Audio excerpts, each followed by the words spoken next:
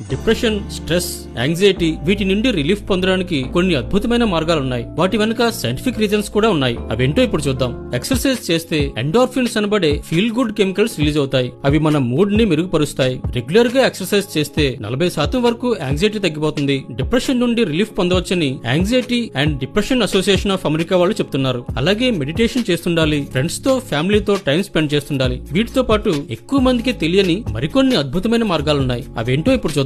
కొన్ని simple games ఆడడం వల్ల ఒత్తిడి తగ్గుతుంది. పజిల్ గేమ్స్ లాంటివి ఆడడం వల్ల నెగటివ్ థాట్స్ నుండి తప్పించుకోవచ్చు. యాంగ్జైటీ లెవెల్స్ కూడా తగ్గుతాయని ఆక్స్ఫర్డ్ యూనివర్సిటీకి చెందిన రీసెర్చర్స్ కనుగొన్నారు. మరొక మార్గం ఫారెస్ట్ బాతింగ్, అంటే ప్రకృతిలో చెట్ల మధ్య కాసేపు సమయం గడపడం. చుట్టూ పచ్చదనం మధ్య సమయం గడిపితే అది స్ట్రెస్ హార్మోన్ లెవెల్స్ ని తగ్గిస్తుందని జపాన్ లో ఉన్న నిప్పాన్ మెడికల్ స్కూల్ కి చెందిన రీసెర్చర్స్ కనుగొన్నారు. ఆరెంజ్ ఎసెన్షియల్ ఆయిల్ యొక్క స్మెల్ పీల్చడం వల్ల మూడ్ మెరుగవుతుందట.